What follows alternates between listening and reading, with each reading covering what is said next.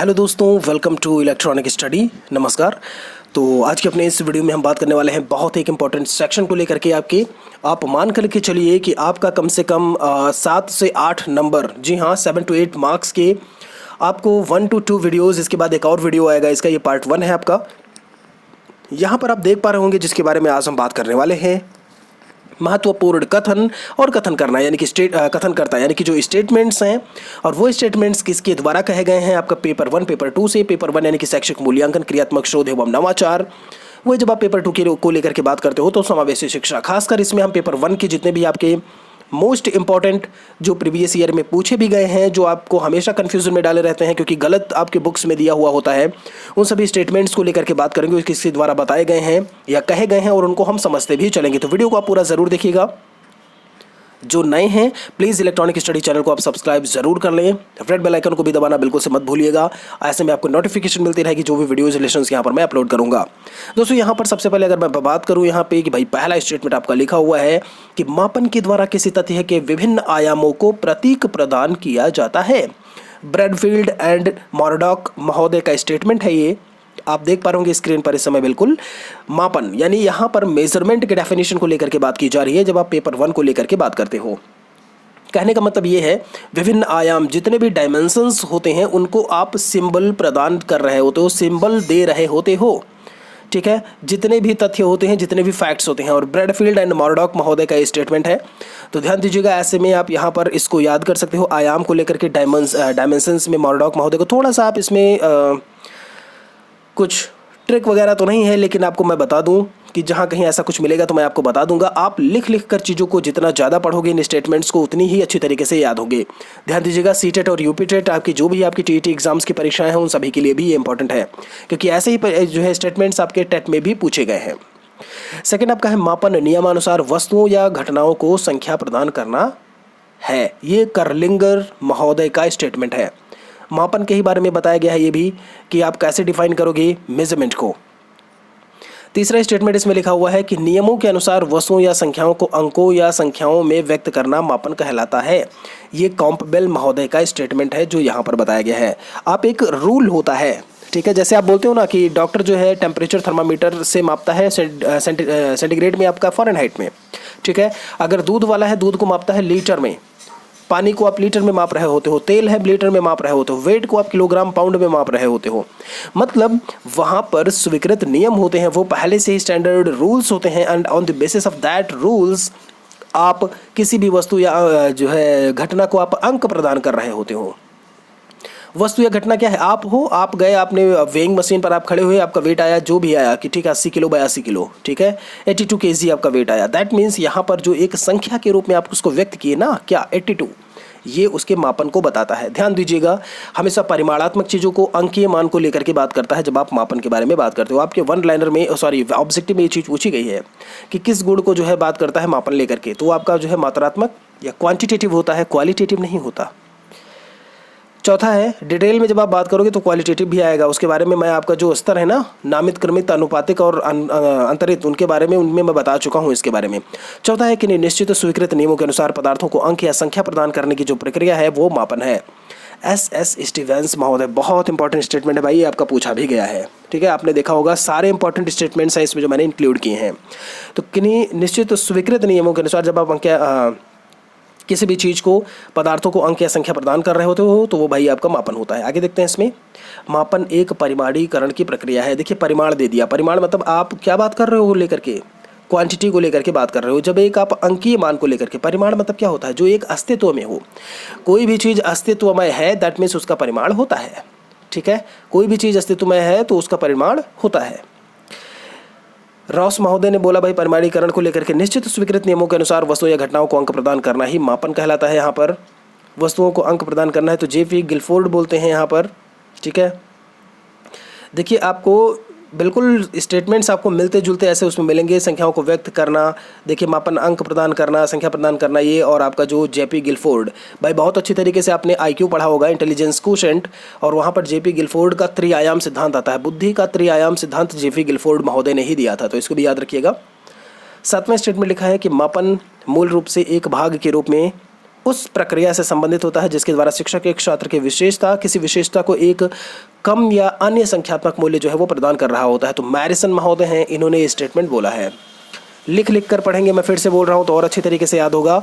First revision के तहत मैं जो रिवीजन करवा रहा हूँ, समावेशी शिक्षा आपको जल्दी ही देखने को मिलेगा। उसका नेक्स्ट पार्ट होप से शाम को मिले या उससे पहले भी आपको मिल सकता है, ठीक है। तो जितने भी आपके फास्ट रिवीजन वाले हैं उनको आप ज़रूर करिएगा, क्योंकि उसमें डिटेल्ड में आप इतना मान के चलिए मैं आपके 20-20 मार्क्स को सीधे सीधे तैयार करवा रहा हूँ। और आप एग्ज़ाम हॉल में जाइएगा, क्वेश्चन पेपर अटेंड करिएगा, फिर बताइएगा कि 20 में कितने आपके आए, जो मैंने बताए हैं अगर आप वो पढ़ के जाते हो तो।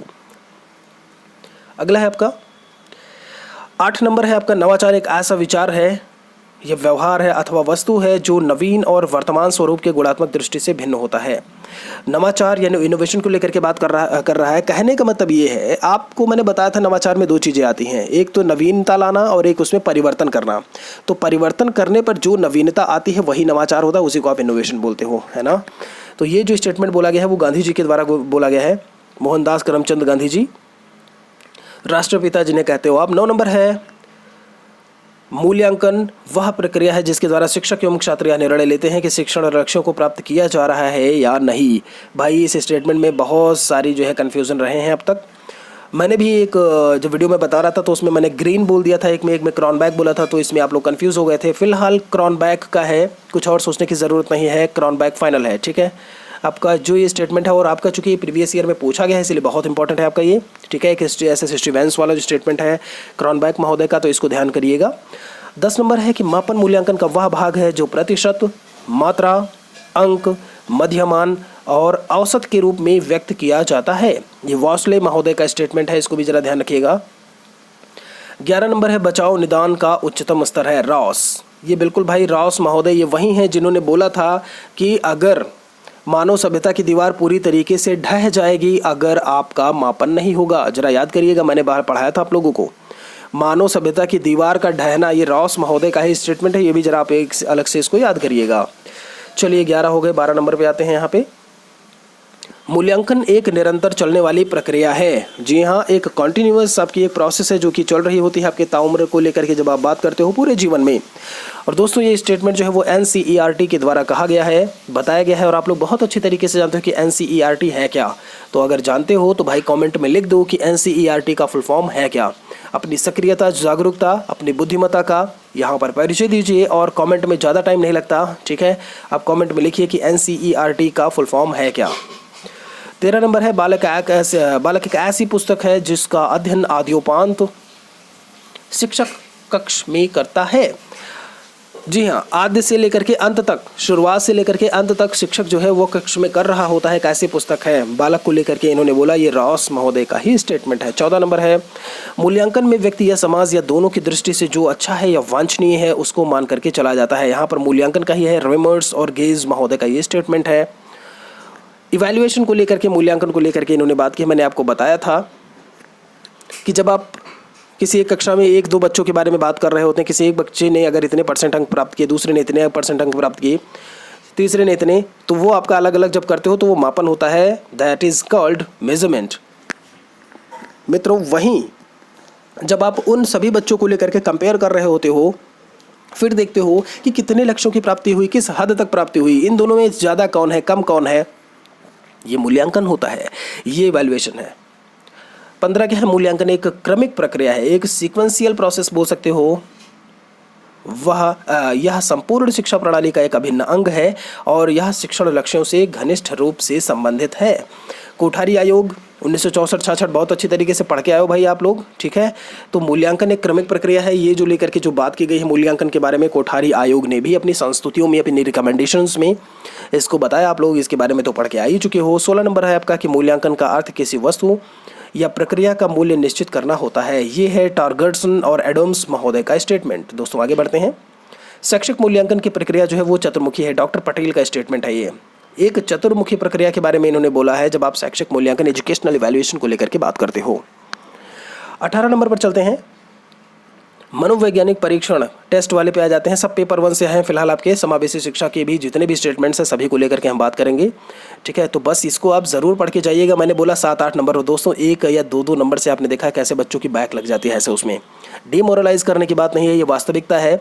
तो आप लोग सारी चीज़ों को, आप ये सोच रहे होगे ना कि चलो पूछ लेंगे किसी से बगल में, यहाँ कर लेंगे वहाँ कर लेंगे। तो आपका टीईटी भी तो है, कितना पूछोगे भाई। आप देख रहे हो कितना स्तर जो है अभी इसका जो है एक तरीके से हार्ड किया जा रहा है, लेवल उसका जो है थोड़ा सा टफ किया जा रहा है। तो आप ये मत छोड़िए कि यहाँ से पूछ लेंगे वहाँ से पूछ लेंगे। आप अगर मान लीजिए देख ही लेते हो 10 मिनट यहाँ पर, तो कम से कम नज़र तो पड़ेगी ना कि ये चीज़ मैंने पढ़ी थी। लिख लोगे तो बहुत अच्छी बात है, ठीक है। तो मनोवैज्ञानिक परीक्षण 2 या अधिक व्यक्तियों के व्यवहार की तुलना करने की एक व्यवस्थित विधि है। यह है क्रॉनबैक महोदय का स्टेटमेंट है ये। 19 नंबर है मूल्यांकन की प्रक्रिया की व्यापकता। जी हाँ, जो आप व्यापक मूल्यांकन पढ़ते हो ना, वहाँ आप देखने को मिलेगा ये आपको स्टेटमेंट कि मूल्यांकन की प्रक्रिया की व्यापकता छात्र के समस्त व्यक्तित्व पर अपने प्रसार का उल्लेख करती है, ना कि केवल उसकी बौद्धिक उपलब्धि पर। उसकी बौद्धिक उपलब्धि को ही केवल लेकर के बात नहीं करती, बल्कि जो है पूरी तरीके से समस्त व्यक्तित्व पर, जो एक टोटल पर्सनालिटी को लेकर के बात हो रही है किसी भी स्टूडेंट की, उसको लेकर के बात करती है। तो रेमर्स और गेज महोदय का ये भी स्टेटमेंट आपको देखने को मिलेगा। 20 नंबर है आपका विद्यालय, कक्षा एवं छात्रों द्वारा निर्धारित किए गए शैक्षिक लक्ष्यों की प्राप्ति में एक छात्र की प्रगति की जांच ही मूल्यांकन है। ये मूल्यांकन कुछ इस तरीके से डिफाइन करते हैं कि आपका, जब आप बात करते हो ना कि कक्षा में निर्धारित किए गए कितना शैक्षिक लक्ष्य प्राप्त किया, ठीक है, कितनी प्रगति हुई, इन सभी की जब आप जाँच कर रहे होते हो, इवैल्यूएशन कर रहे होते हो, वही आपका इवैल्यूएशन है, वही आपका मूल्यांकन है। ये कथन है जो है जेम्स एम ली के द्वारा। दोस्तों फिलहाल हम इस वीडियो पर यहीं पर रुकते हैं। आपके और सारे स्टेटमेंट्स यहाँ पर आगे सब मैंने लिखे हुए हैं, बस इनको बताना है। नेक्स्ट इसका पार्ट आपको जल्दी ही मिलेगा। एक बार कमेंट में बताइएगा कि ये प्रयास कैसा लगा मेरा, जो आपको स्टेटमेंट्स बताने का है। बाकी वीडियो अच्छा लगा हो तो शेयर कर दीजिएगा बाकी लोगों के साथ में, जिससे कि उनकी भी हेल्प होती रहे। जल्दी मिलेंगे एक नए टॉपिक को लेकर के। Thanks for watching.